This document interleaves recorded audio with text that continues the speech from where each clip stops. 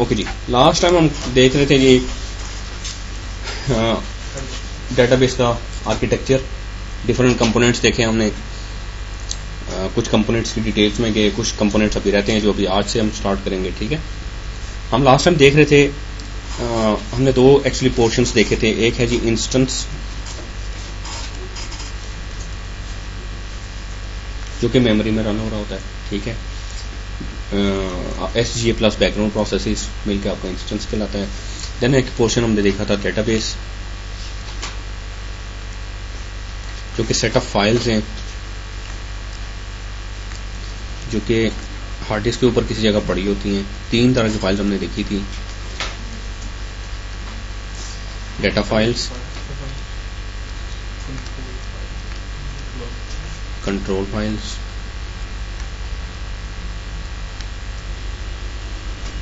And results.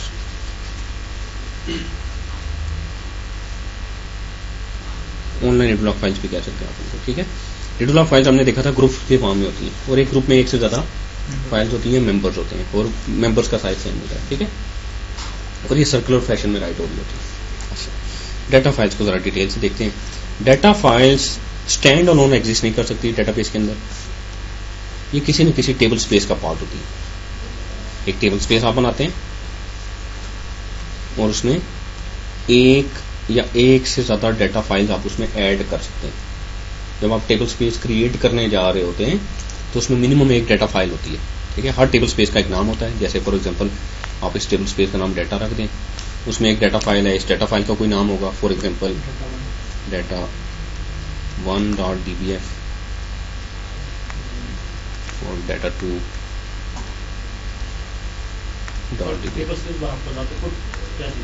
Just एक container, जैसे एक फोल्डर है, एक फोल्डर के अंदर दो फाइल्स हों तो फोल्डर खुद क्या है? फोल्डर खुद कोई स्पेस नहीं दे रहा, फोल्डर खुद कुछ भी नहीं कर रहा, फोल्डर के अंदर फाइल्स मैनेज कर रहा है। ये लॉजिकल है। ठीक है, टेबल स्पेस क्या है? Group of data files is called table space. फायदा क्या है टेबल स्पेस बनाने का? फायदा ये है कि आप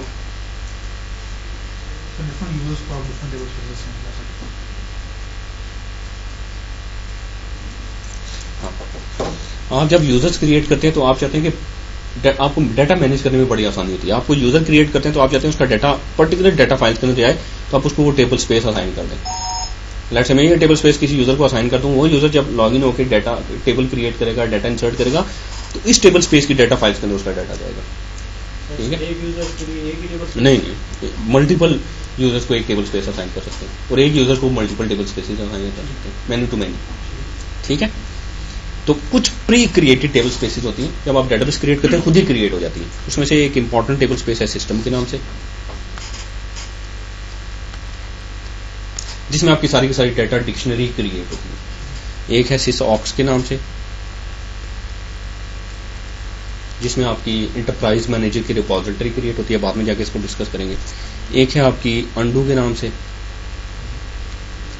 जिसमें आपका पुराना डेटा रखा जाता है, डिफॉल्ट अंडू टेबल स्पेस है। एक है टेम्प के नाम से, जिसमें आपकी डाटा सॉर्ट होता है, और एक है आपकी यूजर्स के नाम से, और एक एग्जाम्पल के नाम से। ये दो टेबल स्पेसेस आपने ओरेकल ने आपको डिफॉल्ट में बना के दे दी हुई हैं, जिसमें आप ओरेकल रिकमेंड करता है कि कोई भी नॉर्मल यूजर क्रिएट करे तो उनमें से कोई टेबल स्पेस उसको असाइन करें। हम नॉर्मली क्या करते हैं, हम अपनी टेबल स्पेसेस क्रिएट करते हैं हमेशा। लेट्स से मैं एक बिलिंग की एप्लीकेशन डिप्लॉय करने जा रहा हूं, तो बिलिंग के नाम से एक टेबल स्पेस क्रिएट करना है। ठीक है, एंड मल्टीपल टेबल स्पेसेस हम क्रिएट करते हैं। ठीक है, और हर टेबल स्पेस में एटलीस्ट एक फाइल हो सकती है, और मैक्सिमम जितनी मर्जी आप फाइल्स इंक्लूड करें टेबल स्पेस में। ठीक है, नॉर्मली डाटा फाइल्स की जो एक्सटेंशन होती है .dbf होती है, लेकिन जरूरी नहीं है। Extension doesn't matter in Oracle. आप इसकी एक्सटेंशन ना भी दें तब भी कोई इशू नहीं है, दे भी दें तब भी कोई इशू नहीं है, और जो मर्जी दे दें, लेकिन कन्वेंशन ये है कि dbf दें, ताकि आप OS पे जाके फाइल्स को देखें तो आपको पता चल जाए ये डाटा फाइल है। कंट्रोल फाइल्स की एक्सटेंशन .ctl यूजली दी जाती है, और रीडोलॉग फाइल्स की एक्सटेंशन .log दी जाती है। But it's up to you कि आप क्या करना चाहते हैं, क्या एक्सटेंशन। बाय डिफॉल्ट ये बनती है, रिकमेंडेड भी यही है .ctl। अगर हम इनको कर दें, खत्म कर दें, उसका हम फॉर्मेट हटा दें, फिर से वो, लेकिन फिर इसकी ये किसी जगह रिकॉर्ड हुई होती है ना, तो आपने एक दफ़ा क्रिएट कर दिया, अगर आपने चेंज करना है तो उसके चेंज करने का प्रॉपर एक तरीका है। आप ये नहीं कि जस्ट आके फाइल का नाम चेंज कर दें, नाम चेंज कर देंगे डेटा पे स्टार्टिंग नहीं होगी। हाँ ठीक है, क्योंकि इसका रेफरेंस जो है ना, उसका रेफरेंस कंट्रोल फाइल के अंदर है। कंट्रोल फाइल में आपकी डेटा फाइल्स के नाम और पाथ पड़े हुए हैं। लेट्स एक डेटा फाइल का नाम है आपका data1.dbf और कंट्रोल फाइल में भी data1.dbf लिखा हुआ है। आप इसका जाके एक्सटेंशन चेंज कर देते हैं dbf1, कंट्रोल फाइल में तो पुराना ही होगा, वो फिर डेटा पे स्टार्टअप नहीं होगी, चलेगी नहीं। ठीक है, यहाँ तक क्लियर है जी? किसी डेटा के हम फाइल का नाम नहीं देते तो उस नाम से सेव होगी? नहीं, नाम देना जरूरी है। नहीं, जिस आगे एक्सटेंशन dbf नहीं देते सर। हाँ नहीं देते तो वो एक्सटेंशन कुछ नहीं होगी उसकी, बाय डिफॉल्ट वो dbf नहीं देगा। नहीं, कोई डिफॉल्ट शॉर्ट कुछ नहीं होती, आपको देनी पड़ती। ठीक है, अच्छा अब जरा देखते हैं जी टेबल स्पेस को ज़्यादा डिटेल से। टेबल स्पेस फर्दर डिवाइडेड होती है डेटा फाइल्स के अंदर। यहाँ तक तो क्लियर है ना? हायर लेवल पे एक टेबल स्पेस है, टेबल स्पेस में एक या एक से ज़्यादा डेटा फाइल है। अच्छा, एक डेटा फाइल को जरा देखते हैं हम। लेट्स से मैं एक डेटा फाइल को इनलार्ज कर रहा हूँ, ये एक मेरी डेटा फाइल है। Data file is further distributed या डिवाइडेड इनटू चंक्स, छोटे छोटे चंक्स में डिवाइडेड होती है। ये एक डेटा फाइल है किसी भी एक टेबल स्पेस की। ये जो छोटे चंक्स में डिवाइडेड है, इन चंक्स को एक्सटेंट्स कहते हैं।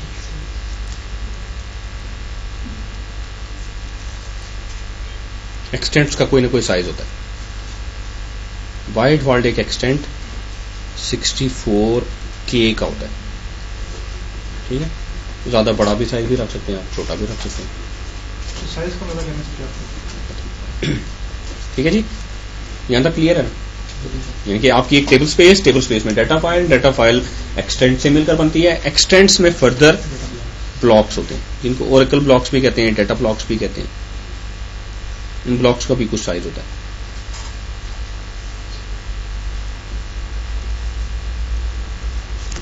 ठीक है, तो ये ब्लॉक्स हैं। ब्लॉक्स का साइज हो सकता है आपका 2KB, 4 जी, डेटा ब्लॉक्स, ओरेकल ब्लॉक्स या simply blocks, 4KB, 8KB, multiple 16KB and 32KB। तो ब्लॉक्स का साइज इनमें से कुछ हो सकता है। तो जी ड्यूरिंग डेटाबेस क्रिएशन आप स्पेसिफाई करते हैं कि मेरी डेटाबेस का ब्लॉक साइज क्या होगा, तो फिर वही सारी टेबल स्पेसिस के अंदर, सारी डेटा फाइल्स के अंदर ब्लॉक्स का साइज होता है। By default block size will be 8 kilobyte. तो ब्लॉक का साइज इंपैक्ट करता है परफॉर्मेंस को, ये याद रखना। ठीक है जी, बाय डिफॉल्ट 8 किलोबाइट होता है ब्लॉक साइज। आप चेंज नहीं कर सकते ब्लॉक साइज, वंस एक दफा क्रिएट हो गया एक डेटाबेस के लिए तो डेटाबेस ड्रॉप करके रिक्रिएट करनी पड़ेगी। सो पहले से डिसाइड कर लेते हैं कि ब्लॉक साइज कितना रखना है। डेटाबेस क्रिएशन जहाँ पे DBCA में जब आप डेटाबेस क्रिएट करते हैं मैनुअली, उसमें जहाँ पे आप जाके SGA के कंपोनेंट की साइजिंग कर रहे थे, वहाँ पे साइजिंग के नाम से होता है, वो आगे चल के बताऊंगा आपको। ठीक है, अच्छा यहाँ तक क्लियर है। तो अगर अज्यूम करते हैं कि एक एक्सटेंट मेरा 64K का है और एक ब्लॉक मेरा 8K का है, तो एक एक्सटेंट के अंदर कितने ब्लॉक्स हुए? 8।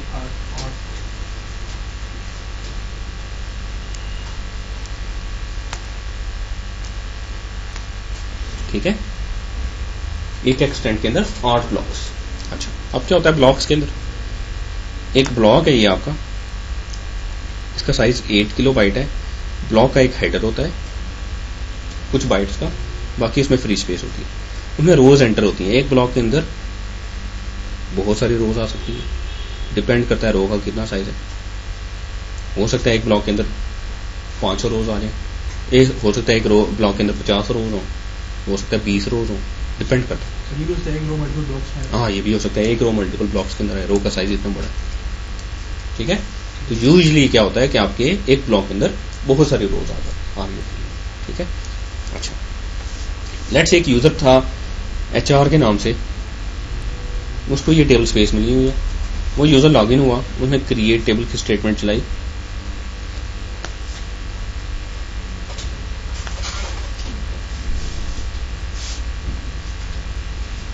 और आगे कॉलम्स के नाम दिए और सारी स्पेसिफिकेशन दी और एंटर किया। अच्छा, वो क्या होगा, ओरेकल देखेगा इस यूजर की डिफॉल्ट टेबल स्पेस कौन सी है, लेट्स से जी डाटा के नाम से है, लेट्स से ये एम्प्टी है टेबल स्पेस, इसमें कुछ भी नहीं है अभी। वो इस टेबल स्पेस की पहली डाटा फाइल में देखेगा कौन सा एक्सटेंट फ्री है, लेट्स से ये पहला एक्सटेंट है। हर एक्सटेंट की एक आईडी होती है, ठीक है, हर एक्सटेंट की एक यूनिक आईडी होती है। एक्सटेंट नंबर 1 है, एक्सटेंट नंबर 2 है, 3 है, 4 है, 5 है, 6 है, ठीक है। तो देखिएगा कौन सा एक्सटेंट फ्री है, लेट्स से पहला एक्सटेंट इसको फ्री मिलता है, ये एक्सटेंट एलोकेट करेगा, ये एक्सटेंट एलोकेट हो गया, और एक बना देगा एक टेबल स्टूडेंट्स के नाम से। सर फ्री मींस ये है कि कुछ उसके भी जो है बड़ा ब्लॉक फ्री है? नहीं, वो पूरा एक्सटेंट ही फ्री है। अच्छा, ठीक है, तो स्टूडेंट्स के टेबल को एक एक्सटेंट एलोकेट कर देगा। कोई भी एक टेबल आप क्रिएट करेंगे तो उसको एक एक्सटेंट एलोकेट कर देगा। तो space allocation, minimum space allocation unit is an extent, ये याद रखिए। मिनिमम किसी ऑब्जेक्ट को एक जो स्पेस एलोकेट होगी वो एक एक्सटेंट एलोकेट होगा। एक्सटेंट लॉजिकल स्ट्रक्चर है? लॉजिकल, एक्सटेंट इज लॉजिकल, इसमें फिजिकल सिर्फ डाटा फाइल है। अच्छा, स्टूडेंट्स के टेबल को एक एक्सटेंट एलोकेट हो गया। जब आप एक्चुअली टेबल क्रिएट करते हैं और ओरेकल उसको एक एक्सटेंट एलोकेट कर देता है, तो ओरेकल कहता है कि उसने एक सेगमेंट बना दिया। क्या बना दिया? सेगमेंट बना दिया। ओरेकल एक्चुअली टेबल को सेगमेंट कहता है, या ऐसे ऑब्जेक्ट्स जिनको स्पेस एलोकेट होती है उनको सेगमेंट्स कहता है। तो दो ऑब्जेक्ट्स हैं जिनको स्पेस एलोकेट होती है, एक तो टेबल्स हैं और एक इंडेक्सेस हैं, आगे उनकी टाइप्स हैं, उनको एक्सटेंट्स एलोकेट होते हैं। तो स्टूडेंट्स का एक सेगमेंट क्रिएट हो जाएगा। हम कहते हैं टेबल क्रिएट हुआ है, बैकएंड पे ओरेकल क्या करता है, उसका एक सेगमेंट क्रिएट करता है। HR का एम्प्लॉयज का एक सेगमेंट क्रिएट हो गया। हर सेगमेंट का कोई ना कोई साइज होता है, ठीक है। तो सेगमेंट जब पहली दफा क्रिएट होगा उसका साइज कितना होगा? एक एक्सटेंट, जो एक एक्सटेंट का साइज है, ठीक है। अच्छा, अब ये यूजर क्या करेगा, डाटा एंटर करेगा इस टेबल में, तो उस सेगमेंट में जाके डाटा एंटर होगा। पहले ब्लॉक में डाटा एंटर होगा, जब ये फिल हो जाएगा दूसरे ब्लॉक में, ये फिल हो जाएगा तीसरे ब्लॉक में, जब ये पूरा एक्सटेंट फिल हो जाएगा नेक्स्ट एक्सटेंट इसको मिल जाएगा, ठीक है। यही यूजर एक और टेबल क्रिएट करता है, लेट्स से टेस्ट के नाम से, उसको ये वाला नेक्स्ट एक्सटेंट इसको मिल जाएगा। ये मीनवाइल ये जो स्टूडेंट्स का सेगमेंट है उसका नेक्स्ट एक्सटेंट भी फिल हो जाता है, नेक्स्ट अवेलेबल एक्सटेंट इसको मिल जाएगा, ठीक है। तो एक डाटा ब्लॉक के अंदर या एक डाटा फाइल के अंदर बहुत सारे सेगमेंट्स का डाटा हो सकता है। क्लियर है? एक पूरा एक सेगमेंट को एक पूरा एक्सटेंट मिलता है। ये नहीं हो सकता कि एक सेगमेंट को एक एक्सटेंट मिला, उसने एक ब्लॉक यूज किया, बाकी सारे ब्लॉक्स फ्री हैं, तो वो फ्री ब्लॉक से वो सेगमेंट को मिल जाए। सेगमेंट का मतलब टेबल है, ठीक है। सेगमेंट मीन्स टेबल या इंडेक्स। सर एक सेगमेंट का एक्सटेंट मिलता है, उसमें डाटा एंटर होना शुरू होता है, तो उसका पहला ब्लॉक खाली होता है, खाली होता है। सारे ब्लॉक बिल्कुल एम्प्टी होता है ना, पूरा एक्सटेंट होता है, बना होता है, लेकिन वो एक्सटेंट के अंदर जो ब्लॉक्स होते हैं उनमें कोई डाटा नहीं होता, वो एम्प्टी होते हैं सारे। उनकी डेफिनेशन जो है वो ऑब्जेक्ट होती है कि ये बिल्कुल बिल्कुल। तो ये इन्फॉर्मेशन मेंटेन की जाती है डाटा डिक्शनरी के अंदर, कौन से सेगमेंट को इस डाटा फाइल के अंदर कौन कौन से एक्सटेंट एलोकेटेड है, तो कौन से एक्सटेंट्स फ्री है। जब ओरेकल नया एक्सटेंट एलोकेट करने जाता है तो उसको पता चल रहा होता है कि कौन सा एक्सटेंट फ्री और मैंने कौन सा एलोकेट करना है नए टेबल या नए सेगमेंट को। सर ये एक्सटेंट जब यूज हो जाते हैं तो उसको हम सेगमेंट करते हैं। हाँ, जब एक टेबल क्रिएट हो जाता है और उसको एक एक्सटेंट एलोकेट हो जाता है तो उसको उस टेबल को हम सेगमेंट कहते हैं। टेबल को सेगमेंट कहा जाता है।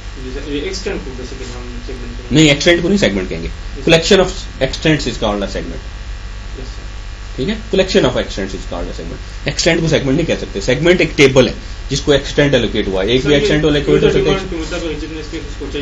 जैसे आपने टेबल में डाटा एंटर किया 10 GB, तो उसको 10 GB के एक्सटेंट्स एलोकेट होंगे, वो आपका 10 GB का सेगमेंट है, ठीक है। टेबल को सेगमेंट कहते हैं। आप टेबल और सेगमेंट एक ही चीज है, ये समझ बस, ठीक है। सर सेगमेंटेशन की वजह से फिर एक्सटेंट्स देने हैं तो हाँ दे सकते हैं बाय डिफॉल्ट उसके पैरामीटर फाइल आप नहीं पैरामीटर फाइल में नहीं, यहाँ पे टेबल क्रिएट करते वक्त एंड पे जब आप पैरेंथेसिस क्लोज करेंगे ना यहाँ पे, इसके बाद स्टोरेज का कीवर्ड देंगे, एक्सटेंट्स और नंबर ऑफ एक्सटेंट्स दे देंगे। 5 देना चाहते हैं तो टेबल क्रिएट होगा तो 5 एक्सटेंट उसको रिकॉर्ड नहीं होता कि जब भी बने तो हाँ नहीं वो हो सकता एक वो होता है। है। बाय डिफॉल्ट नहीं, बाय डिफॉल्ट ये होता है कि बाय डिफॉल्ट एक ही होता है, लेकिन अगर आप ये करना चाहेंगे टेबल्स के लिए करना है तो टेबल स्पेसिफिकेशन में बताना पड़ेगा। सर वो फिर हार्ड एंड फास्ट हो जाएंगे 5, उसके अगर एक्सीड करता है तो फिर नहीं, इनिशियल 5, पहली दफा 5 एलोकेट होंगे, उसके बाद वो जब वो 5 फिल हो जाएंगे तो खुद ही ग्रो करना शुरू कर देगा। ओके जी, क्लियर? ओके। अब जब आपको डाटा चाहिए होता है, लेट्स से स्टूडेंट्स के टेबल में उसने डाटा डाला बहुत सारा, एक पूरा एक्सटेंट फुल हो गया, फिर नेक्स्ट एक्सटेंट भी फुल हो गया, फिर नेक्स्ट एक्सटेंट भी फुल हो गया, सारे एक्सटेंट्स के अंदर डाटा आ गया, सारे ब्लॉक्स से फुल हो गए। जब डाटा रीड करने जाता है, आप करते हैं select study from students where ID equals to 10, तो क्या करेगा, वो ब्लॉक रीड करके लाएगा, अगर वो इंडेक्स हुआ हुआ तो वो ब्लॉक रीड करके लाएगा जिसमें वो 10, लेट्स से ये एक ब्लॉक है जिसमें वो डाटा पड़ा हुआ है, तो ये ब्लॉक रीड करके ओरेकल मेमोरी में कहाँ लेके जाएगा, कहाँ पे लेके जाएगा,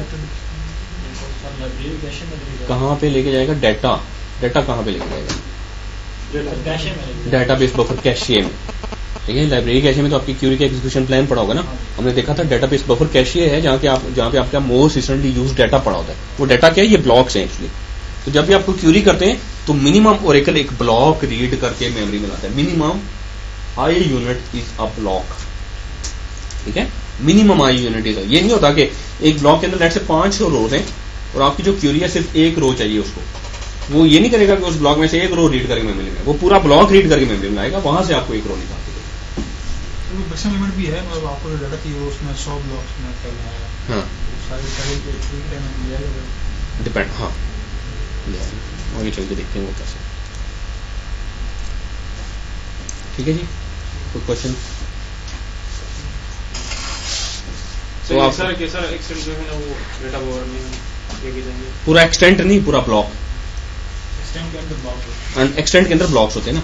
अगर आपको लेट से एक टेबल में 10 एक्सटेंट्स हैं और हर एक्सटेंट में 10 ब्लॉक्स हैं, तो टोटल कितने ब्लॉक्स हुए, 10, 100 ब्लॉक्स हो गए।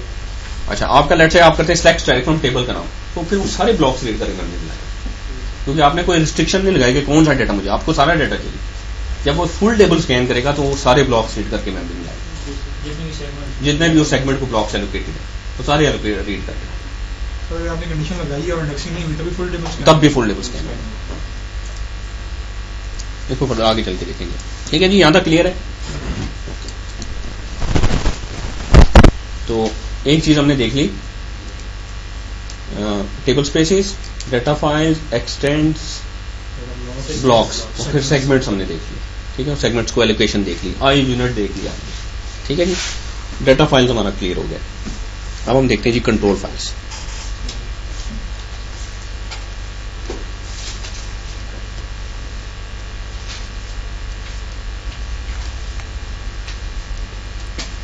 कंट्रोल फाइल्स, अच्छा डाटा फाइल्स बाइनरी ओरेकल के प्रोप्राइटरी फॉर्मेट में होती हैं, आप उनको डायरेक्टली ओपन करके मॉडिफिकेशंस नहीं कर सकते उनमें। ठीक है, वो ओरेकल के प्रोप्राइटरी फॉर्मेट में, आपको डेटाबेस के थ्रू ही उनमें जाना चाहिए, ना कि आप डायरेक्टली किसी एडिटर में ओपन करें उनमें चेंजेस कर लें, करप्ट हो जाएंगे, क्योंकि फाइल्स का हेडर होता है, फाइल्स के सिग्नेचर्स होते हैं, तो वो करप्ट हो जाते हैं। डायरेक्ट आप फाइल्स को ओपन करके मॉडिफाई नहीं कर सकते, रीड नहीं कर सकते। कंट्रोल फाइल्स, मिनिमम एक कंट्रोल फाइल चाहिए होती है आपकी डेटाबेस में, और कंट्रोल फाइल्स में आपके पास जो इन्फॉर्मेशन होती है, डेटाबेस का नाम, creation date,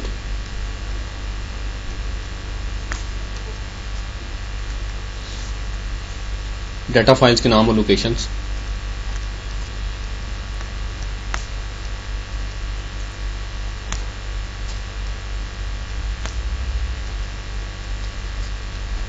sizes, table spaces के नाम और उनमें कौन कौन सी डाटा फाइल्स हैं,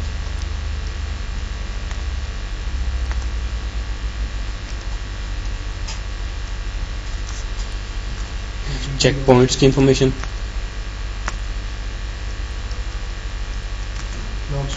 लॉग स्विचेस की इंफॉर्मेशन,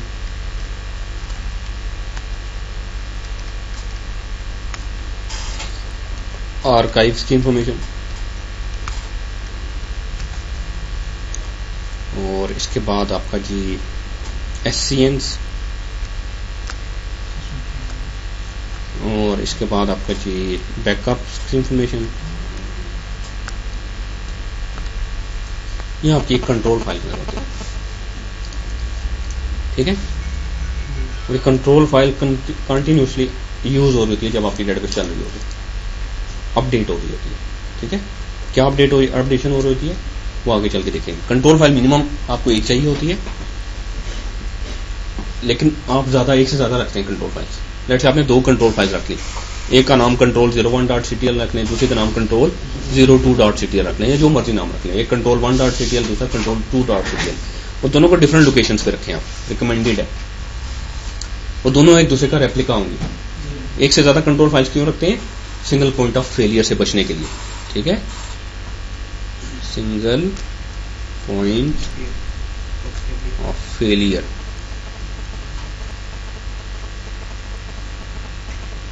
क्या मतलब है सिंगल पॉइंट ऑफ फेलियर का?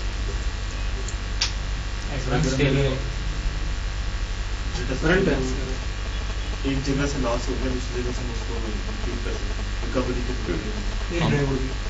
सिंगल पॉइंट ऑफ फेलियर का मतलब है कि एक पर्टिकुलर सिर्फ एक कंपोनेंट के फेल होने से आपका सब कुछ वॉश नहीं हो जाना चाहिए।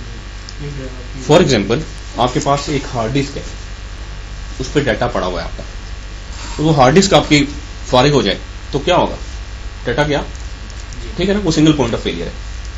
आपका एक सिस्टम है, उसमें एक पावर सप्लाई है, पावर सप्लाई उड़ गई, सिस्टम बैठ गया, एक्सेसिबल नहीं हुआ। अच्छा, सिंगल पॉइंट ऑफ फेलियर से कैसे अवॉइड किया जा सकता है? अगर आप हार्ड डिस्क की बात करें तो 2 हार्ड ड्राइव रख लें, उन पे रेड इम्प्लीमेंट कर लें, मिरर कर लें उनको। पावर सप्लाई की बात करें तो 2 पावर सप्लाईज रख लें सिस्टम में, जो कि सर्वर्स में होती हैं यूजली, तो वो उनमें एक स्टैंड पे पावर सप्लाई होती है, जैसे पावर सप्लाई की दूसरी ऑटोमेटिकली ऑनलाइन आ जाती है, ठीक है। इसी तरीके से हम सॉफ्टवेयर, आप ये जो इसको कहते हैं रिडंडेंसी, रिडंडेंट रखें हर चीज, जिन चीजों को रिडंडेंट रख सकते हैं उनको रखें। रिडंडेंसी आप सॉफ्टवेयर लेवल पे भी रखते हैं, हार्डवेयर लेवल पे भी रखते हैं, नेटवर्क लेवल पे भी रखते हैं।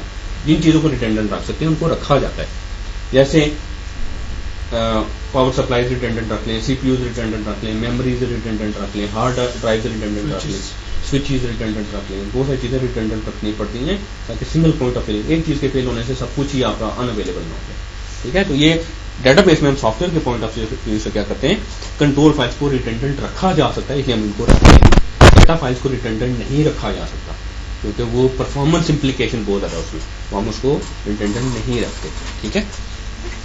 अच्छा, कंट्रोल फाइल्स एक नॉर्मल डेटाबेस में रिडंडेंट होती हैं, एक से ज्यादा होती हैं, और दोनों एक दूसरे का मिरर होती हैं, ठीक है। एक को लेट से आप सी पे रख लें, दूसरी को आप डी पे रख लें, या एक को लाइनिक्स के केस में, यूनिक्स के केस में U01 पे रख लें, दूसरी को किसी और माउंट पॉइंट पे रख लें।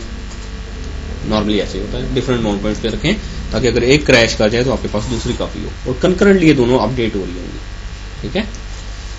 कंट्रोल फाइल की समझ आ गई आपको? ओके जी। अब तीसरी टाइप ऑफ फाइल्स देखते हैं जो कि हैं रीडू लॉग फाइल्स। तो लास्ट टाइम भी मैंने आपको बताया था, रीडू लॉग फाइल्स ग्रुप की फॉर्म में होती हैं, और एक ग्रुप में एक से ज्यादा मेंबर्स होते हैं, होने चाहिए, होते नहीं है, होने चाहिए, ठीक है।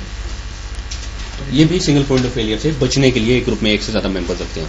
सर 2 मेंबर्स हैं, दोनों 2 ग्रुप्स में 2 मेंबर्स हैं, और दोनों अलग ड्राइव्स पे हैं, एक ड्राइव गई, तो आप ये ऐसा तो नहीं करेंगे ना, आप कभी भी ऐसा नहीं करते कि एक ग्रुप के सारे मेंबर एक ही ड्राइव पे रखें। मैं कह रहा हूं दोनों के टॉप मेंबर्स हैं, वो सी पे हैं, नीचे वाले डी पे हैं। हाँ, तो एक ड्राइव की तो आपका लॉस कुछ भी नहीं है, उसके बाद डेटाबेस चल रही है। हाँ, चल रही है, कोई इशू नहीं होगा, कोई इशू नहीं होगा। कंट्रोल फाइल के केस में अगर एक कंट्रोल फाइल लॉस हो जाती है, डेटाबेस चलती ही नहीं रहेगी, डाउन हो जाएगी। लेकिन रीडू लॉग फाइल के केस में अगर एक मेंबर लॉस हो जाता है और एटलीस्ट एक मेंबर एक ग्रुप में अवेलेबल है, तो फिर वो चलता रहेगा, आपको जस्ट वार्निंग आएगी, ठीक है जी।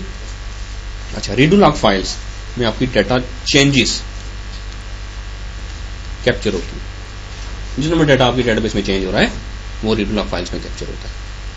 रीडू लॉग फाइल्स में डाटा राइट होता है, जब एक रीडू लॉग ग्रुप फिल हो जाता है, लेट्स से ग्रुप 1 है, तो नेक्स्ट ग्रुप पे स्विच कर देता है ओरेकल, फिर उस पर राइट करना शुरू कर देता है, इसको कहते हैं लॉग स्विच।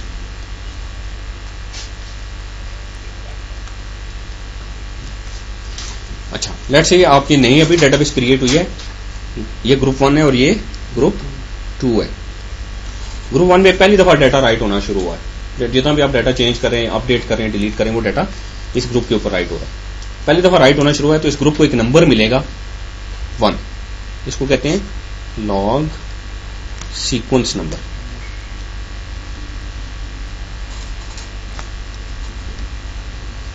जब ये एक ग्रुप फिल हो जाएगा, नेक्स्ट ग्रुप पे ओरेकल स्विच करेगा, इसको लॉग स्विच कहते हैं, इसको एक और नंबर मिलेगा, इसको कहते हैं, ये मतलब नंबर 2 इसको मिलेगा, ये लॉग सीक्वेंस नंबर, ठीक है।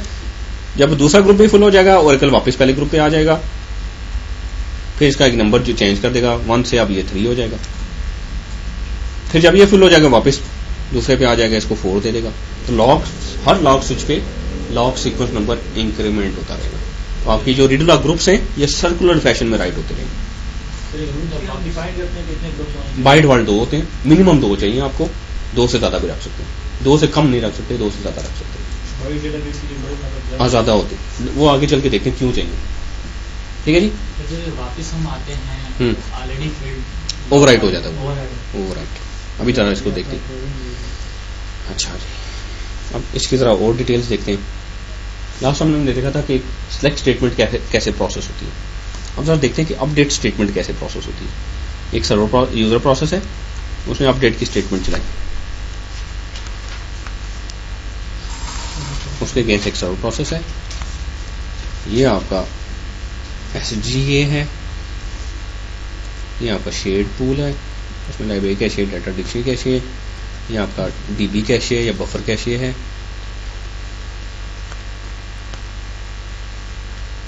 या सिर्फ कैशे भी इसको कहते हैं। ये आपकी डाटा फाइल्स हैं, आपकी कंट्रोल फाइल है, और ये रीडूला ग्रुप्स हैं। 2 ग्रुप्स हैं, ये ग्रुप 1 है और ग्रुप 2 है। मैं इसमें ये नहीं कह रहा कि कितने मेंबर्स हैं, हो सकता है 1 मेंबर है, हो सकता है मेंबर्स हैं। ठीक है, देन आपके पास ये कुछ प्रोसेसेस हैं जो डेटाबेस के मैंडेटरी प्रोसेसेस हैं। इनमें से एक प्रोसेस है DBWR, एक है LGWR, एक है CKPT, एक है PMON और एक है SMON।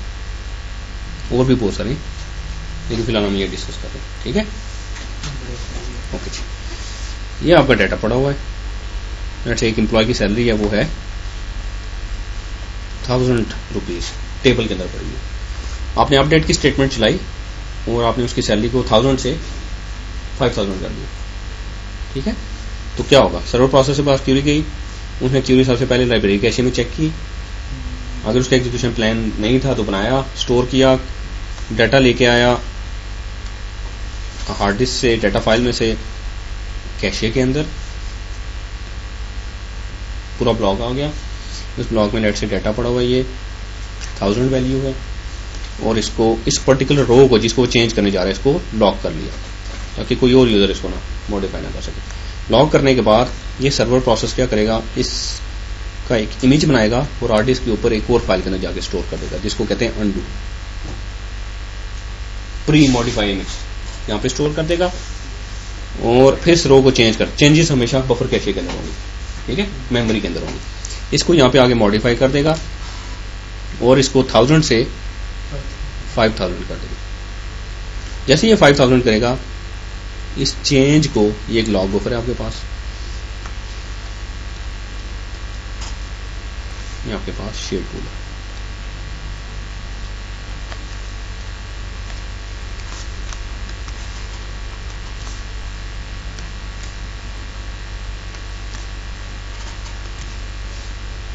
इस चेंज को उठा के, ये यहाँ पे जो डाटा चेंज करेगा वो 5000 करेगा, वो साथ यहाँ पे भी राइट कर देगा।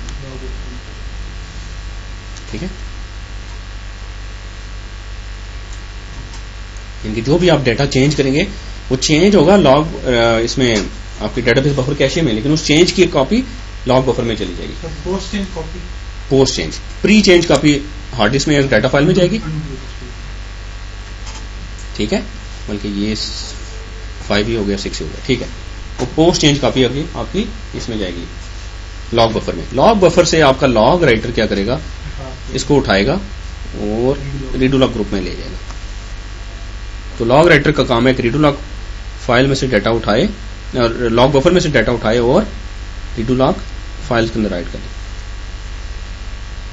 ठीक है, ये सारा काम कौन कर रहा होता है, वो सर्वर प्रोसेस जो आपके अगेंस्ट क्रिएट हुआ, आपके यूजर के अगेंस्ट क्रिएट हुआ, आपके सेशन के अगेंस्ट क्रिएट हुआ। इसमें कोई इशू तो बताएं।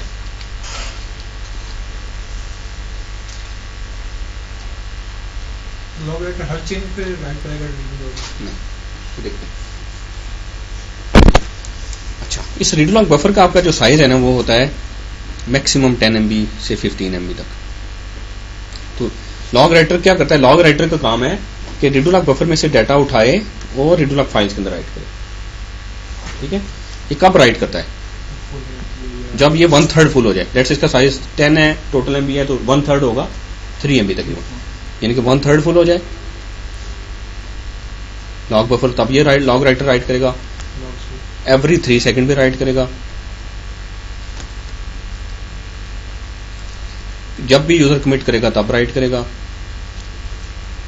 और लॉग स्विच होगा तो डेफिनेटली उसका राइट करेगा। ठीक है, अच्छा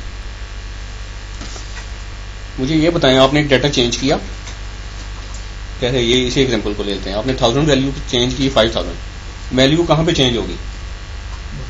बफर कैशे में या डाटा फाइल में?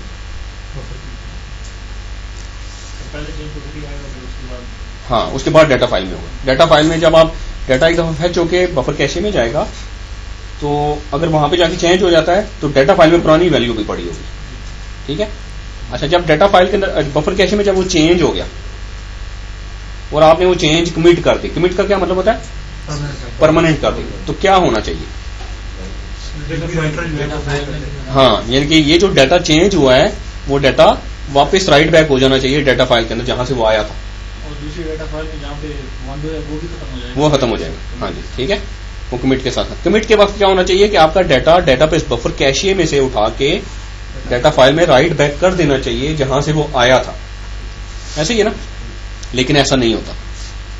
जब आप कमिट करते हैं तो आपका डाटा वापस राइट नहीं होता डाटा फाइल के अंदर। हालांकि ओरेकल ये कहता है कि जब आप कमिट करते हैं तो आपका डाटा परमानेंट हो जाता है, यानी कि चेंज परमानेंट हो जाती है। तो परमानेंट का तो यही मतलब है ना कि जो आपने जो चेंज किया वहां पे जाके वो सेव हो जाना चाहिए, लेकिन ऐसा नहीं होता। एक्चुअली होता ये है कि वो ओरेकल डाटा लॉग बफर में से रीड टू लॉग फाइल में शिफ्ट कर देता है, और आपको जब आप कमिट करते हैं तो आपको मैसेज दे देता है जी कमिट कंप्लीट। इसी तरीके से बहुत सारे यूजर कमिट कर रहे होते हैं, data redo log files में राइट हो रहा होता है। सर्टेन टाइम के बाद एक चेक पॉइंट अकर होता है। चेक पॉइंट एक किसी न किसी इवेंट के बेस पे अकर होता है। जब चेक पॉइंट अकर होता है तो फिर वो बल्क में डेटाबेस बफर कैशे में से डाटा उठा के डाटा फाइल में शिफ्ट करता है। ठीक है, अगर हर कमिट पे डाटा फाइल्स में शिफ्ट करना शुरू कर दिया जाए तो परफॉर्मेंस इशू बहुत ज्यादा हो जाएगा, आईओ बहुत ज्यादा हो जाएगी। आईओ परफॉर्मेंस के लिए भी हम पहले से देख चुके हैं। ठीक है, तो क्या होता है कि जब डेटाबेस बफर कैशे में सफिशिएंट काफी ज्यादा डाटा चेंज हो जाता है, उस डाटा को फिर चंक में उठा के डाटा राइट कर दिया जाता है अप्रोप्रिएट डाटा फाइल्स के अंदर जहां से वो रीड हो गया था। ये काम करता है आपका database writer. Database writer data उठाता है डेटाबेस बफर कैशे में से और डाटा फाइल्स के अंदर जाके राइट करता है जहां से वो रीड किया गया था। ठीक है, तो ये कब राइट करता है? जब चेक पॉइंट अकर होता है। चेक पॉइंट कब अकर होता है? जब आपका डेटाबेस बफर कैशिए 1/3 फुल हो जाए। ठीक है, एक पर्टिकुलर टाइम के बाद हो सकता है, ये आप कंट्रोल कर सकते हैं। आप चाहते हैं 5 मिनट बाद चेक पॉइंट करो, 5 मिनट बाद चेक पॉइंट अकर हो जाएगा। या आप जब लॉग स्विच अकर होता है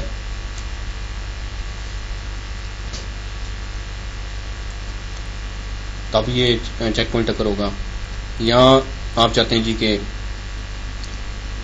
500 चेंजेस हो जाएं तो फिर नंबर ऑफ चेंजेस पे डिपेंड करता है कि कितनी चेंजेस हो जाएं तो फिर चेक पॉइंट अकर हो।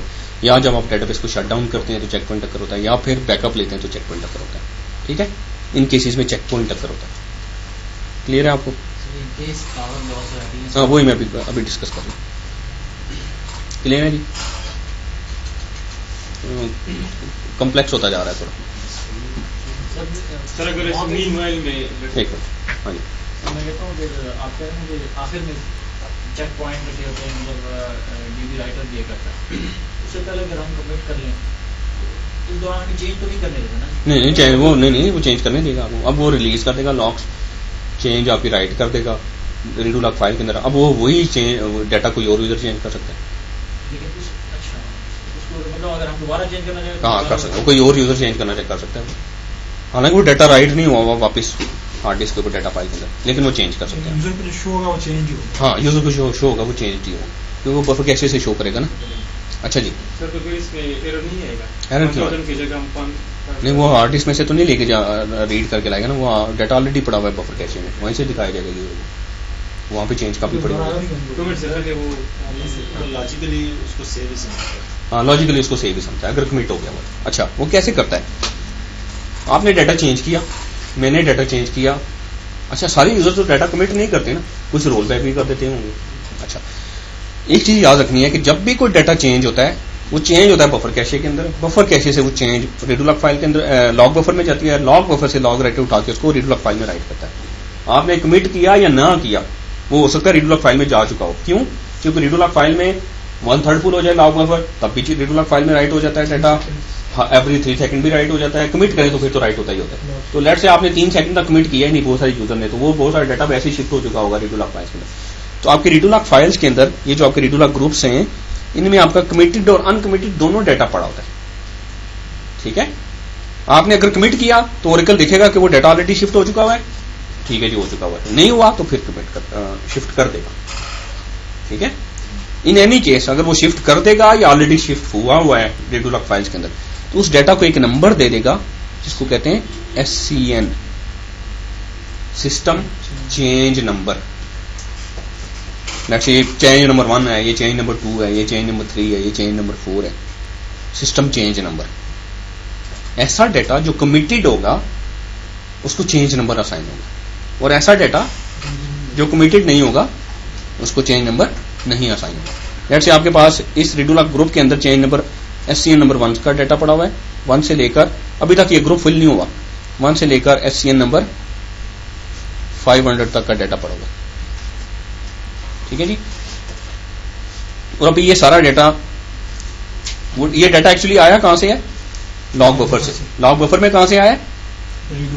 बफर कैशे में। यानी मीन्स के आपका ये जो रीडू लॉग फाइल के अंदर जो डाटा पड़ा, इस रीडू लॉग ग्रुप के अंदर जो डाटा पड़ा है, वही डाटा आपका कैशे में भी पड़ा हुआ है। ऐसा ही है ना?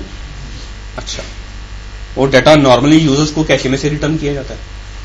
अच्छा, अब लेट से चेक पॉइंट अगर हुआ, जब चेक पॉइंट अगर होता है तो वो लेट से 1 से लेकर 500 चेंजेस हुई हैं इसमें आपके बफर कैशे में, और वो 500 चेंजेस इधर डाटा राइट किया गया है इस ग्रुप के अंदर। ठीक है, मुझे फॉलो कर रहे हैं ना? अगर थोड़ा सा भी कंफ्यूजन हो तो मुझे रोक लीजिएगा। अच्छा, लेट से चेक पॉइंट अगर हुआ तो चेक पॉइंट के केस में वो ये नहीं करेगा कि 1 से लेकर 500 तक की सारी चेंज डाटा जो कमिट हुआ है वो सारा का सारा उठा के डाटा फाइल में शिफ्ट करे। ऐसा नहीं होगा। वो ये क्या करेगा? चेक पॉइंट अगर होगा तो वो इंक्रीमेंटल चेक पॉइंट होगा। वो हो सकता है 1 से लेकर 300 तक SCN नंबर 1 से लेकर SCN नंबर 300 तक का डाटा फाइल्स में शिफ्ट कर दे, वो बाकी रहने दे, बाकी नेक्स्ट चेक पॉइंट तक के लिए छोड़ दे। नेक्स्ट टाइम चेक पॉइंट अगर होगा तो वो डाटा भी ज्यादा आ जाएगा, फिर उसमें कुछ डाटा उठा के राइट कर देगा, कुछ रहने देगा। नहीं, वो यहां से जाएगा ना, वो इधर से जाएगा, क्योंकि वो इधर ही पड़ा हुआ है ना अभी तक। यहां से जब यहां से कॉपी हो गया तो इधर, इसका ये मतलब नहीं कि यहां से डिलीट कर दिया गया, वो यहां पे ऑलरेडी पड़ा हुआ है, तो यहां से वो डाटा फाइल्स के अंदर राइट होगा। ठीक है, बफर कैशे, और यहाँ पे भी एलोकेट हो जाएगा, यहाँ पे भी एलोकेट हो जाएगा, दोनों जगह एलोकेट हो जाएगा। ठीक है, SCN नंबर सर वहां भी होगा? हाँ, बफर कैशे में भी होगा, इधर भी होगा। ठीक है, अच्छा, जिस SCN तक का डाटा राइट हो जाएगा डाटा फाइल्स के अंदर, हमारे केस में कितने SCNs का डाटा पड़ा हुआ है? 1 से लेकर 500 SCNs का। वो राइट कितना हुआ है? 1 से लेकर 300 SCNs तक का। जो 300 है वो हर डाटा फाइल के हेडर में राइट कर दिया जाएगा। 300, और यही SCN कंट्रोल फाइल में भी राइट हो जाएगा। एक मार्कर है कि मैं 300 SCN का डाटा राइट कर चुका हूं। This SCN will be called check point number.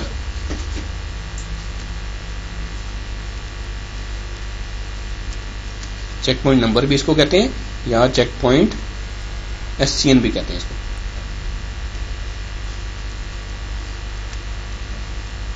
ठीक है, अगर आपसे कोई पूछिए चेक पॉइंट SCN क्या होता है, ये चेक पॉइंट नंबर क्या होता है, तो आपने ये बताना है कि वो SCN नंबर जहां तक का डाटा फाइल्स में जा चुका है वो चेक पॉइंट नंबर कहलाता है, ये चेक पॉइंट SCN कहलाता है। चेंज डाटा कमिट नहीं हुआ, बफर कैशे फुल हो गया, फिर सारा डाटा कमिटेड अनकमिटेड डाटा भी डाटा फाइल में राइट हो गया। इसलिए तो अंडू के अंदर उसकी पुराना इमेज रखा जाता है ना।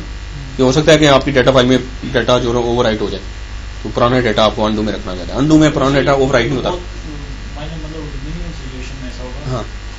हाँ, लेकिन आप ऑप्शन हो सकता है, हो सकता है। बल्क में जब डाटा आ जाए ना बफर कैशे के अंदर, तो फिर उसको बफर कैशे को फ्लश करना पड़ता है आगे।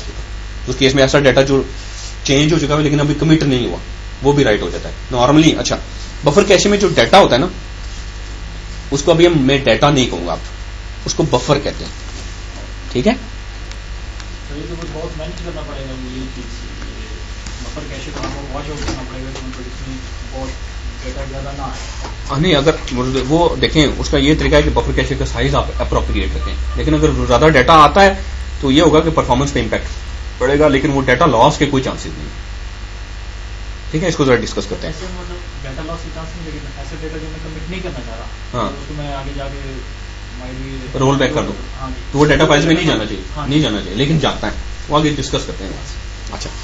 अच्छा, डाटा फाइल्स में से बफर कैशे में क्या चीज आती है, क्या रीड होके लाता है बफर कैशे के अंदर? पोस्ट चेंज नहीं, आपने एक डाटा अपडेट करना है, वो डाटा ऑलरेडी ब्लॉक आता है। क्या आता है?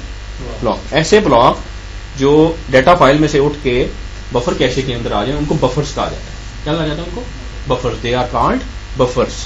अच्छा, बफर्स की टाइप्स होती हैं। अच्छा, एक चीज और भी याद रखें आपने, आपकी जो बफर कैशिए है या जो डीबी कैशिए है, वो ब्लॉक्स में डिस्ट्रीब्यूटेड होती है, छोटे छोटे ब्लॉक्स में।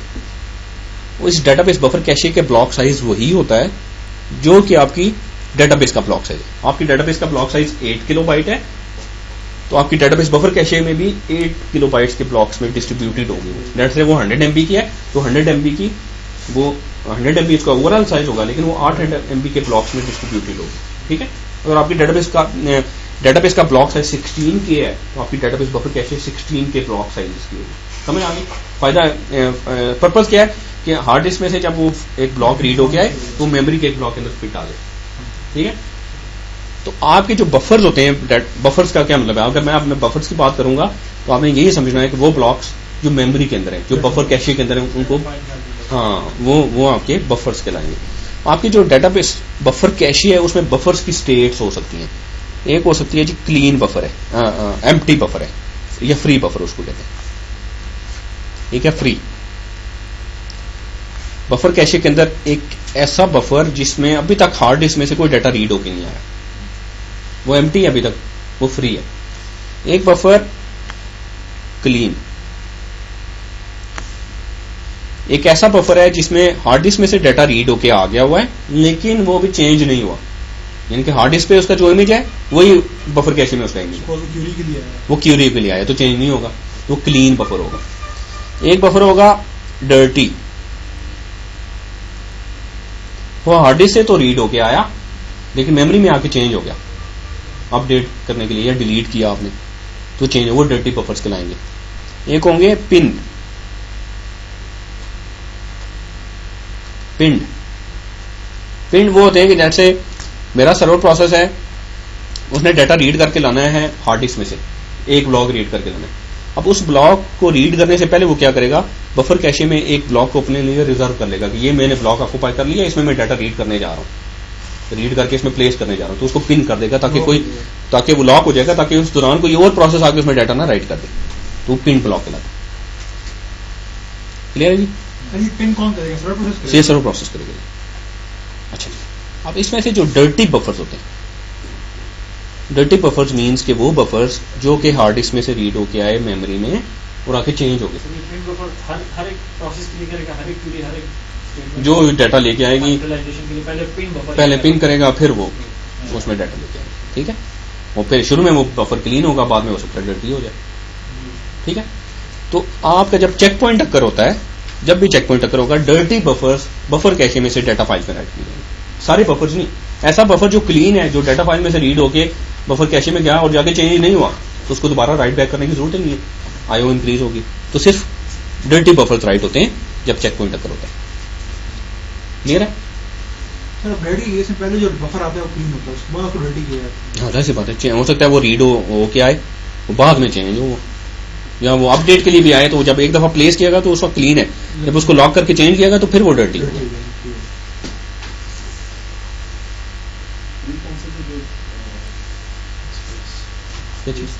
फ्री ऐसा बफर है जिसमें अभी तक कोई हार्ड डिस्क में से कोई डाटा रीड होकर उसमें नहीं आया, वो मेमोरी भी एरिया फ्री पड़ा हुआ है, कैशे के अंदर। मींस कि एक अपडेट प्रोसेस के लिए भी चारों बफर टाइप यूज होंगे। पहले नहीं फ्री होगा और जरूरी नहीं है फ्री होना जरूरी नहीं है, हो सकता है वो 100% फुल हुआ हो, वो फिर वो उसको एज आउट करे, उसको फ्री करे, पिन करे, फिर उसको वो क्लीन हो, फिर डर्टी हो सकता है, वो हो सकता है कि सारी लाइफ साइकिल में से गुजरे। पिन कैसे होगा? हाँ सही करे। फ्री नहीं है तो फिर नहीं, फ्री करना पड़ेगा ना, अगर ऑलरेडी बफर कैशे में जगह ही नहीं है तो उसको फ्री करना पड़ेगा पहले, ठीक है। जैसे वो LRU एल्गोरिथम हमने देखा था ना, LRU क्या करेगा, वो फ्री करेगा, फ्री के बाद उसको पिन किया जाएगा, पिन के बाद उसमें वो क्लीन होगा, क्लीन के बाद वो डर्टी हो जाएगा, ठीक है जी।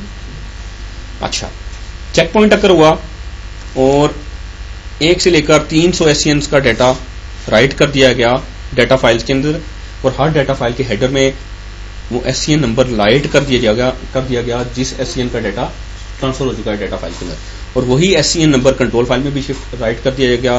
वो जो डाटा फाइल के हेडर में राइट हुआ, वो जो कंट्रोल फाइल के अंदर राइट हुआ, वो SCN नंबर वो आपका चेक पॉइंट नंबर या चेक पॉइंट SCN कहलाता है। वो ये इंडिकेट करता है कहां तक का डाटा राइट हो चुका है डाटा फाइल्स के अंदर, ठीक है।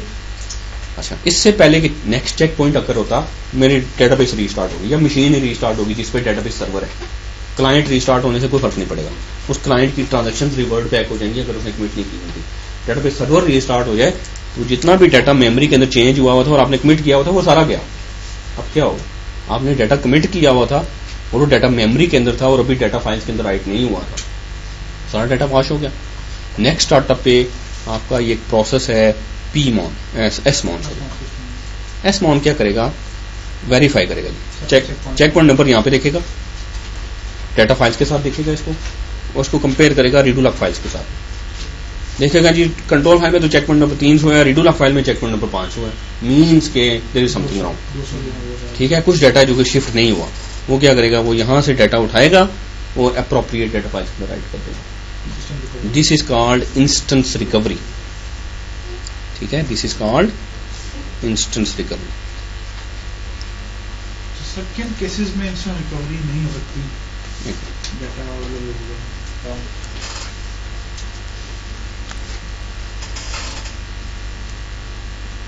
ठीक है, this is called instance recovery, और ये कौन करता है, एसमॉन क्या करेगा, वो देखेगा डिफरेंस क्या है, 300 तक का राइट हुआ है, 300 से लेकर ऑनवर्ड सारा डाटा उठाएगा, डाटा फाइल्स में शिफ्ट कर देगा। इंस्टेंस रिकवरी 2 फेजेस में होती है।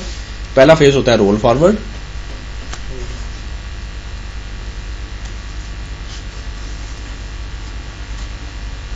और एक होता है रोल बैक।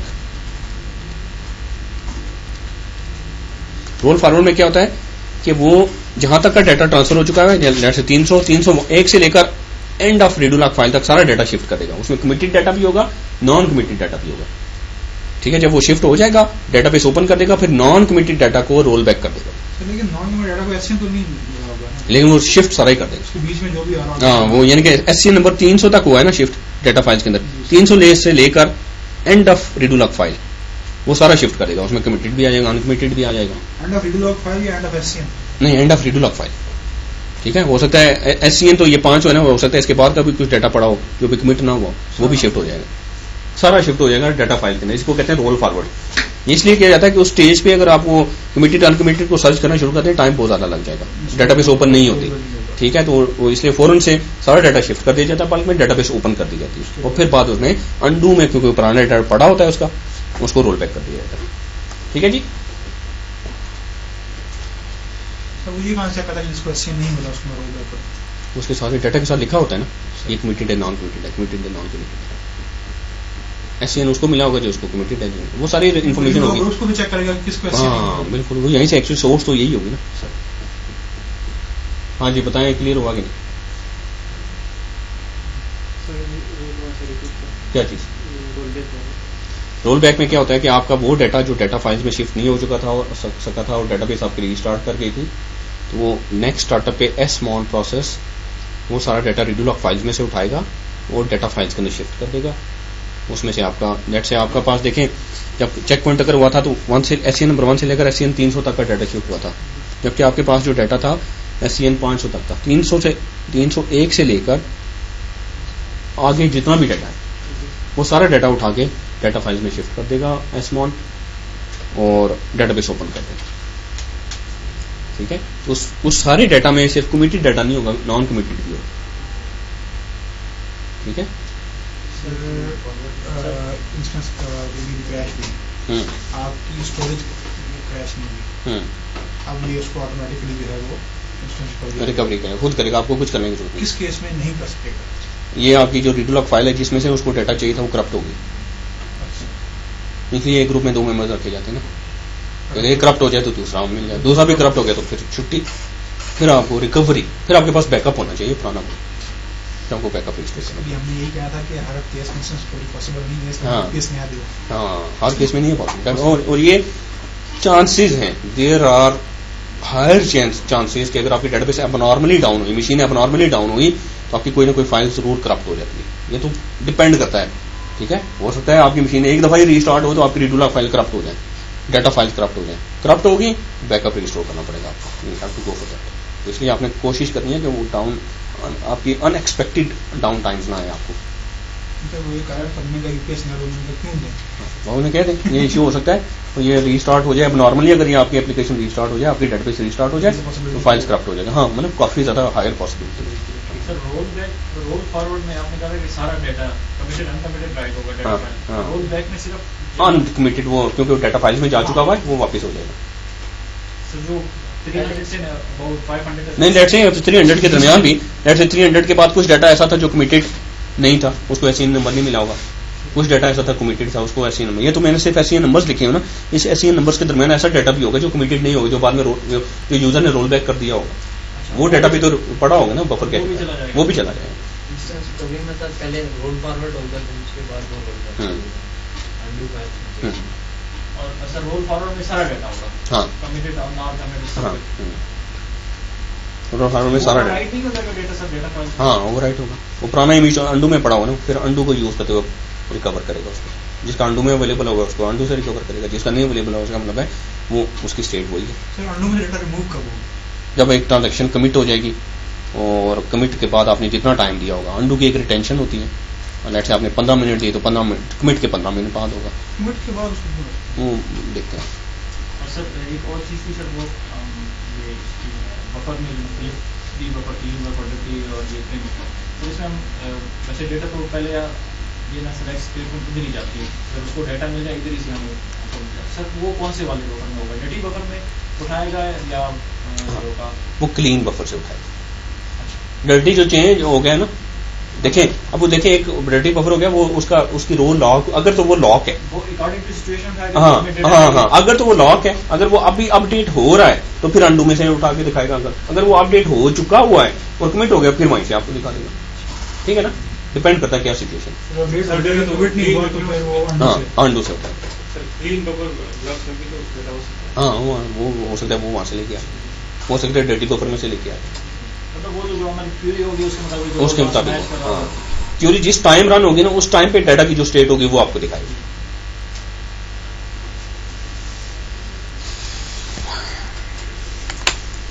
हमने ये चैप्टर खत्म कर लिया, देखते हैं।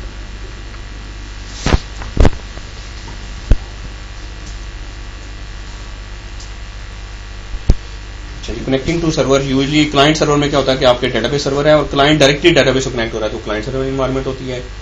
और अगर आप मिडिल टियर के थ्रू जा रहे हैं, नॉर्मली ऐसा ही होता है, एंड यूजर्स जितने भी हैं, जैसे हम हॉटमेल एक्सेस करते हैं तो हॉटमेल का पेज ओपन कर रहे होते हैं, वो हमें वेब सर्वर से आ रहा होता है, वेब सर्वर बैकएंड पे डेटाबेस सर्वर के पास जाता है और हमें सारी ईमेल्स हमारे टेबल में से एक्सट्रैक्ट करके हमें दिखा रहा होता है। तो ये 3 टियर आर्किटेक्चर या एन टियर आर्किटेक्चर कहलाता है, ये मल्टी टियर आर्किटेक्चर भी कहते हैं उसको। लेकिन हम जो डेटाबेस के एडमिनिस्ट्रेशन करते हैं, हम डेटाबेस से डायरेक्टली कनेक्ट हो रहे होते हैं, हम मिडिल टियर के थ्रू नहीं जाते, ठीक है। ये कोई डायग्राम देके आपको कुछ समझ आ रहा है? यूजर प्रोसेस, सर्वर प्रोसेस, उसको पीजीए, क्लाइंट है, सर्वर में इंस्टेंस है, मेमोरी स्ट्रक्चर्स हैं, प्रोसेसेस हैं, डेटाबेस की कुछ फाइल्स हैं। अच्छा, आपके जो डेटाबेस सर्वर्स होते हैं वो नॉन क्लस्टर्ड भी हो सकते हैं, वो क्लस्टर्ड भी हो सकते हैं। नॉन क्लस्टर्ड का क्या मतलब है, एक ही मशीन है जिसके ऊपर सारा कुछ है, वही मशीन बैठ गई, सब कुछ बैठ गया। क्लस्टर्ड के केस में होता है क्या होता है, मल्टीपल मशीन होती हैं, एक मशीन बैठने से आपकी पूरी डेटाबेस अनअवेलेबल नहीं हो जाती, ठीक है, ये आगे चल के डिस्कस करेंगे इसको। Connecting to the database, connection, communication between a user process and an instance is called a connection session. Specific connection of a user to an instance through a user process is called a session. हर user का एक session होता है जब वो database से connect हो जाता है, तो उस सेशन की इन्फॉर्मेशन सिर्फ उस सेशन तक ही होती है, वो प्राइवेट इन्फॉर्मेशन होती है, वो बाकी कोई और सेशन उस इन्फॉर्मेशन को नहीं देख सकता। यस, अपनी डीबीए में नहीं देख सकता जब तक वो उसको ट्रेस ना करे। Okay, SGA further divided into shared pool, database buffer, cache, redo log buffer, large pool, Java pool, streams pool. इनमें से अभी हमने कवर किए हैं shared pool, database buffer, cache and redo log buffer. ये बाकी कंपोनेंट्स अभी हमने देखे ही नहीं है, फिलहाल हम इनको नहीं टच कर रहे क्योंकि अभी रिक्वायर्ड नहीं है अभी इस लेवल पे, ठीक है। देन आपका ये सर्वर प्रोसेस, उसने जो मेमोरी ली हुई है उसको PGA के आगे सब पोर्शन होते हैं, इसकी डिटेल में फिलहाल नहीं जा रहा मैं। सर्वर प्रोसेस 2 है, उसने मेमोरी ऑक्यूपाई की हुई है, उसको PGA कहते हैं, उसके कुछ सब कंपोनेंट से PGA की डिटेल में अभी हम नहीं गए, वो आगे चल के जाएंगे, ठीक है। हाँ, PGA क्रिकेट भी बाद में पढ़ेंगे। Shared pool is a portion of the SGA contains library cache, data dictionary cache and control structures। तीसरा पोर्शन अभी हमने नहीं देखा, वो नेक्स्ट टाइम देखेंगे। Database buffer cache is part of the SGA, holds copy of data blocks that are read from data files, is shared by all different users। ठीक है ना, छोटे छोटे ब्लॉक्स में डिस्ट्रीब्यूटेड है आपकी ये cache. Redo-log buffer is a circular buffer in the SGA, holds information about changes made to the database, contains redo entries that have the information to redo changes made by operations such as DML and DDL। Redo-log buffer में जो भी change जाएगी, जो भी data जाएगा उसको redo entry कहेंगे, ठीक है, या उसको चेंजेस कहेंगे। मीन्स कि वो एक दफा फुल हो जाए तो दोबारा से वो फ्लश होता रहता है ना, साथ साथ हार्ड डिस्क पे फ्लश होता रहता है, तो वो डाटा जो रेडूलॉग फाइल के अंदर चला जाता है वो रेडूलॉग बफर से पॉज कर दिया जाता है, फिर दोबारा उसकी यानी कि वो ग्रो नहीं करता रहता साइज में, वो उसका साइज स्टैटिक रहता है, वो वही बार बार रीयूज होता है, इसे उसको सब यूज करता है। लार्ज पूल अभी नहीं देखा हमने, जावा पूल भी नहीं देखा। अच्छा,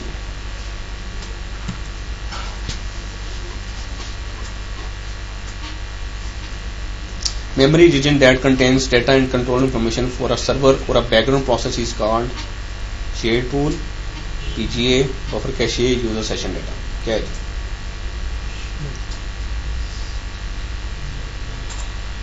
वो मेमोरी रीजन जो एक सर्वर प्रोसेस या एक बैकग्राउंड प्रोसेस की इंफॉर्मेशन को मैनेज करता है, वो रीजन क्या कहलाता है?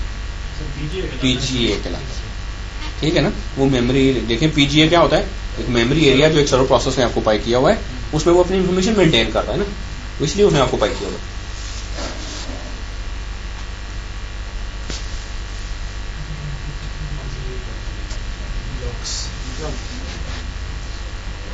एग्री हैं सारे? Processes architecture, user process is the application or tool that connects to the database। database processes में दो तरह के प्रोसेस होते हैं, एक सर्वर प्रोसेस होता है और एक बैकग्राउंड प्रोसेस होता है। सर्वर प्रोसेस क्या करता है? Connect to the Oracle instance and is started when a user establishes a connection. जब कनेक्शन एस्टैब्लिश होता है, एक सेशन एस्टैब्लिश होता है, उस वक्त स्टार्ट होता है, और जैसे सेशन एंड होता है वो एंड कर स्टॉप कर दिया जाता है, ठीक है। और background processes are started when an Oracle instance is started. जैसे अब डेटाबेस स्टार्ट होती है तो इंस्टेंस मेमोरी एरिया में फिट होता है, साथ ही बैकग्राउंड प्रोसेसेस भी खुद ही स्टार्ट हो जाते हैं और वो हर वक्त चलते रहते हैं। आगे चलते हैं। अच्छा, डेटाबेस राइटर हमने देखा था, डेटाबेस बफर कैशे में से डाटा उठाता है, डेटा फाइल्स में राइट करता है। लॉग राइटर हमने देखा था, रेडूलॉग फाइल्स, लॉग बफर से डाटा उठाता है, रेडूलॉग फाइल्स में राइट करता है। CKPT चेक पॉइंट प्रोसेस क्या करता है? जब चेक पॉइंट अक्कर होता है तो इंटीमेट करता है लॉग डेटाबेस राइटर को कि चेक पॉइंट हो गया, राइट करना शुरू करो। और जब वो राइट कर लेता है तो डेटाबेस राइटर को उसको बताता है कि मैंने इतना डाटा राइट किया है, SC नंबर 300 तक का डाटा राइट किया है। तो जो CKPT का प्रोसेस है, वो जो नंबर है वो डाटा फाइल्स के हेडर में कंट्रोल फाइल में जाकर राइट करेगा, जिसको हम चेक पॉइंट नंबर या चेक पॉइंट SCN कहते हैं। चेक पॉइंट का जो है प्रोसेस है CKPT का प्रोसेस। ये प्रोसेस जब पता होता है तो ये दो जगह मतलब वो रीडू लॉग वाला उधर राइट करना शुरू कर देता है और जो डेटाबेस राइटर है बफर से लाके इधर शुरू करता है। नहीं, रीडू लॉग वाला तो वैसे भी राइट कर रहा होता है, वो चेक पॉइंट पे डिपेंडेंट नहीं होता। चेक पॉइंट पे डिपेंडेंट सिर्फ आपका डेटाबेस राइटर, ठीक है। लॉग राइटर हर वक्त ही समझ ले बैकएंड पे राइट कर रहा है। तो डेटाबेस राइटर समझ आ गई आपको, CKPT चेक पॉइंट प्रोसेस की समझ आ गई, लॉग राइटर आपको ऑलरेडी पता है, SMON आपको ऑलरेडी पता है, PMON क्या करता है? प्रोसेस रिकवरी करता है। लेट्स से आपने क्यूरी चलाई और वो क्यूरी डाटा लेके आएगी कोई, और उस क्यूरी ने टाइम लेना है आधा घंटा एग्जीक्यूट होते हुए, तो आपकी क्यूरी चलेगी आपके सर्वर प्रोसेस के पास, सर्वर प्रोसेस क्यूरी एग्जीक्यूट होना शुरू हो गया। सर्वर प्रोसेस यूजर प्रोसेस के पास वापस कब आएगा, जब वो रिजल्ट ले आएगा। मीनवाइल क्या होगा कि वो यूजर प्रोसेस जिस मशीन पे था वो यूजर ने वो मशीन ही बंद कर दी या नेटवर्क कनेक्शन डिस्कनेक्ट हो गया। सर्वर प्रोसेस चल रहा है, यूजर प्रोसेस के अगेंस्ट नहीं है, मीन्स कि वो सर्वर प्रोसेस हाँ कुछ भी है बंद कर दिया, एब नॉर्मली बंद हो गया, अब उसके अगेंस्ट सर्वर प्रोसेस एग्जिस्ट करता रहेगा, वो फौरन से बंद नहीं हो जाएगा। तो पीमॉन का प्रोसेस का काम है कि ऐसे प्रोसेसेस जिनके अगेंस्ट यूजर प्रोसेसेस एग्जिस्ट नहीं करते उनको क्लीन करें, उनके रिसोर्सेज को रिलीज करें। ठीक है, ये कंटिन्यूअली चेक कर रहा होता है, पिंग कर रहा होता है।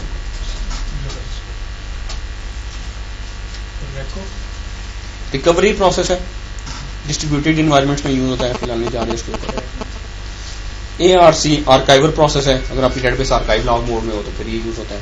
ASMB, RPAL और अदर्स में रैक के केस में प्रोसेसेस होते हैं। ASMB, RPAL आपके ASM के केस में यूज होते हैं, फिलहाल उनको डिस्कस नहीं कर रहा। और ग्रिड इंफ्रास्ट्रक्चर, इसको फिलहाल मैंने टोटली छोड़ दिया। ठीक है, database writer writes modified data buffers in the database buffer cache to disks asynchronously while performing other processing to advance the checkpoint. ठीक है, एसिंक्रोनस का मतलब है कि वो राइट करता है और उठाता है, राइट करता है, उठाता है, राइट करता है, यानी कि उठा के वो देखिए डेटाबेस राइटर जो है वो खुद तो हार्ड डिस्क पे राइट नहीं कर सकता ना, वो उठाता है OS को दे देता है, OS आगे राइट करता है, तो OS की कंफर्मेशन का वेट नहीं करता कि राइट हो जाएगा, वो उठाता है उसको देता है और आगे नेक्स्ट डाटा उठाने चला जाता है। ठीक है, और ये सर एसिंक्रोनस से ये मतलब कह सकते हैं कि डायरेक्ट उठाता है, मतलब वो टाइम लगाता है, चेक पॉइंट अगर होता है उसके बाद एडवांस चेक पॉइंट क्या मतलब है?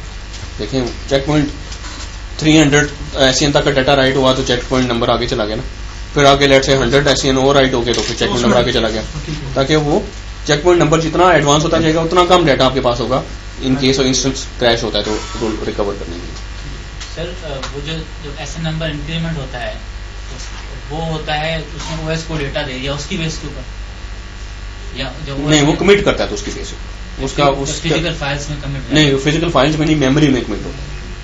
वो फिजिकल फाइल में गया या नहीं गया उससे कोई ताल्लुक नहीं है। और उसको वहाँ फिजिकल फाइल्स में नहीं गया, हाँ। वहाँ SN नंबर इंक्रीमेंट हो गया, हाँ। वो इसने राइट नहीं किया फिजिकल फाइल, उस सिनेरियो में फिर क्या होगा? वो राइट डेफिनेटली OS तो जरूर राइट करेगा। OS ने अगर राइट नहीं किया तो वो डाटा ऑलरेडी आपके पास रीडू लॉग फाइल्स के अंदर पड़ा हुआ है, वो रीडू लॉग फाइल से उठा के दोबारा राइट कर दिया जाएगा। Log writer writes the redo log buffer to the redo log files on disk, writes when the user process commits a transaction, when the redo log buffer is 1/3 full, before a database writer writes modified buffers to disk। यानी कि जब check point होता है ना तो database writer को signal देता है राइट करना शुरू करो। डेटाबेस राइटर खुद राइट करने से पहले लॉग राइटर को कहता है कि पहले तुम राइट करो जो तुम्हारे पास अगर कुछ डाटा है तो, फिर वो खुद राइट करता है। ठीक है, और every 3 seconds check point. Sir ये 3 सेकंड हम बढ़ा भी सकते हैं? नहीं ये नहीं कर, ये कॉन्फ़िगरेबल है। Checkpoint process records checkpoint information in control file and each data file header। ठीक है, जब चेकपॉइंट तक होता है, चेकपॉइंट कंप्लीट हो जाता है तो उस वक्त ये राइट करता है। ये इन्फॉर्मेशन डाटा फाइल में भी और कंट्रोल फाइल में भी वो सोर्स ऑफ सिंक्रोनाइजेशन होता है आपकी डेटाबेस का। अगर आपका वो नंबर जो उसने राइट किया डाटा फाइल्स में, कंट्रोल फाइल्स में और डेटाबेस स्टार्टअप पे, वो नंबर अगर सारी फाइल्स के साथ मैच हो जाता है, डाटा फाइल्स के साथ कंट्रोल फाइल में और रेगुलर फाइल में मैच हो जाता है, इट मींस कि डेटाबेस क्लीन डाउन हुई थी, उसको रिकवरी की जरूरत नहीं है। अगर वो मैच नहीं होता इसका मतलब इंस्टेंस रिकवरी होती है। System monitor performs recovery at instance startup and cleans up unused temporary segments. ये टेम्पररी सेगमेंट्स क्या होते हैं ये जब पढ़ेंगे तो उसका पता चलेगा आपको। ठीक है, process monitor performs process recovery when a user process fails, cleans up the database buffer cache, frees resources that are used by the user process। एक काम तो ये करता है। दूसरा काम ये क्या करता है, monitor sessions for idle session time out. अगर आपका एक यूजर डेटाबेस से कनेक्टेड है और कल कुछ भी नहीं कर रहा तो उसकी इंप्लीकेशन क्या हो सकती है? कनेक्टेड है, कर कुछ नहीं रहा, मशीन लॉक करके चला गया लेकिन डेटाबेस से कनेक्ट हुआ हुआ, उसका सर्वर प्रोसेस बना हुआ है, वो सर्वर प्रोसेस स्पेस ले रहा है मेमोरी में, वो CPU टाइम ले रहा है, वो मीन्स के वो रिसोर्सेज ले रहा है। ठीक है ना, तो आप ये कर सकते हैं कि अगर एक यूजर एक डेटाबेस से कनेक्ट हो, हाँ वो तो अब जब तक वो कनेक्ट हुआ हुआ है तो बस वो बना हुआ है, बेशक वो आइडल है, कुछ भी नहीं कर रहा, वो आइडल होता है। अगर कुछ कर नहीं रहा तो वो आइडल या एक्टिव होता है। अगर वो कुछ कर रहा है आइडल है तो वो क्या करता है, रिसोर्सेज ऑक्यूपाई करता है। फिर आप ये कर सकते हैं, टाइम लगा सकते हैं कि कितनी देर तक कोई यूजर आइडल रह सकता है, 15 मिनट, 20 मिनट, 10 मिनट, 5 मिनट, कितनी देर? 15 मिनट हमने लगाया, यूजली प्रोडक्शन एनवायरनमेंट में लगाते हैं 15 मिनट। 15 मिनट के बाद हमारा सेशन टाइम आउट, वो फोर्सफुली उसका सेशन किल कर दिया जाता है और उसका प्रोसेस वॉश कर दिया जाता है। ठीक है, और ये काम करता है आपका PMON. Dynamically registers database services with listener, ये पॉइंट अभी डिस्कस नहीं कर रहे, कुछ चीजें मैं छोड़ रहा हूँ और कल की क्लास में देखेंगे। ठीक है, क्योंकि अभी मैं वो उनकी डिटेल में जाऊंगा तो आपको बहुत सारी चीजें भूल जाएंगी। ये देखिए कुछ समझ आ रहा है जी, control files, data files, scheduler files. ठीक है जी, फिर आपके पास एक पैरामीटर फाइल होती है, टेक्स्ट फाइल है। इसमें आपकी डाटाबेस के जितने भी पैरामीटर्स हैं वो सारे स्पेसिफाई होते हैं। एसजे का क्या साइज होगा, शेड पूल का क्या साइज होगा, डाटाबेस बफर कैशे का क्या साइज होगा, लॉग बफर का क्या होगा, ये सारे पैरामीटर्स इसमें होते हैं पैरामीटर फाइल। बैकअप फाइल्स, हाँ इंस्टेंस के पैरामीटर सारे। बैकअप फाइल्स, आप कंट्रोल फाइल्स को कॉपी कर लें, डाटा फाइल्स को कॉपी कर लें, रेगुलर फाइल्स को कॉपी कर लें तो आपकी बैकअप फाइल्स कहलाएंगे। डाटा को शट डाउन करें और इन सारी फाइल्स को कॉपी करके पेस्ट कर लें अपने पास, तो आपकी डाटाबेस का बैकअप हो गया। Archive files, online regular file जब फिल हो जाती है, एक रेगुलर ग्रुप फिल हुआ, लॉग राइटर दूसरे ग्रुप पे गया, दूसरा फिल हुआ, लॉग राइटर वापस पहले पे आया और इन्फॉर्मेशन ओवरराइट कर देता है बाय डिफॉल्ट। इसको कहा जाता है कि आपकी डेटाबेस नो आर्काइव मोड में, by default no archive mode में। अगर आप डेटाबेस आर्काइव मोड में रख दें तो एक एक्स्ट्रा प्रोसेस डेटाबेस में चलना शुरू हो जाता है आर्काइवर के नाम से, जिसका काम क्या होता है, एक रेगुलर ग्रुप फिल हुआ और लॉग राइटर स्विच हो गया दूसरे ग्रुप के ऊपर, तो वो जो फिल हो गया उसकी कॉपी बना के किसी जगह सेव कर देते, उसको आर्काइव्स कहते हैं। रिकवरी के लिए चाहिए होती है। पासवर्ड फाइल, आपके जो सिस यूजर है उसका पासवर्ड इसमें स्टोर होता है। Alert, log and trace files, आपकी डेटाबेस में मेजर जो इवेंट्स होते हैं, एरर्स आते हैं, वो इसमें स्टोर होते हैं alert log file. Physical structure, database, database में टेबल स्पेसिस, टेबल स्पेसिस में डाटा फाइल्स, क्योंकि डाटा फाइल्स ओएस पे आप देख सकते हैं इसलिए वो फिजिकल है। अच्छा, डाटा फाइल्स में सेगमेंट्स में एक्सटेंट्स ओरेकल ब्लॉक्स। तो आपकी जो डाटा फाइल्स हैं वो सैन पे हो सकती हैं, वो एनएफएस पे हो सकती हैं, वो नेस पे हो सकती हैं, वो एएसएम पे हो सकती हैं, वो एक्सेल डाटा पे हो सकती हैं, वो फाइल सिस्टम पे हो सकती हैं, वो रॉ पे हो सकती हैं। हमारे केस में, इस सर्वर के केस में, आपने जो इंस्टॉलेशन की हुई है, आपके केस में डाटा फाइल्स कहाँ पे पड़ी हुई हैं, फाइल सिस्टम के ऊपर।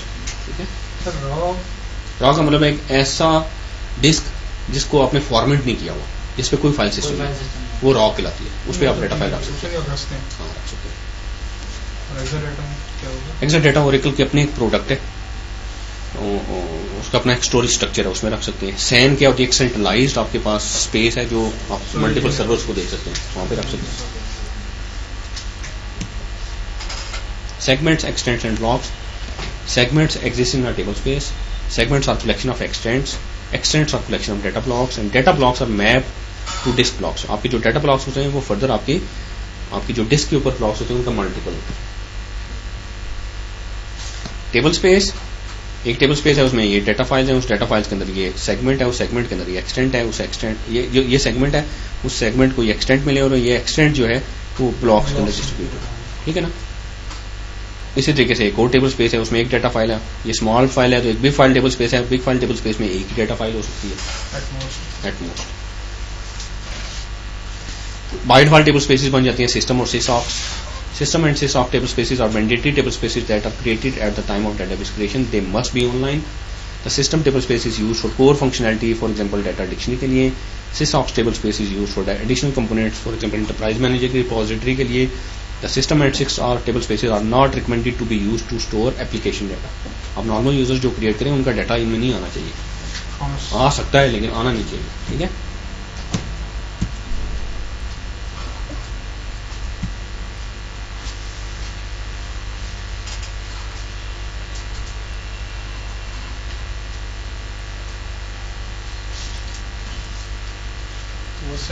Second, PMON, process monitor. Instance recovery आपका SMON, system monitor. ये हमने पढ़ी है। That's it about this chapter.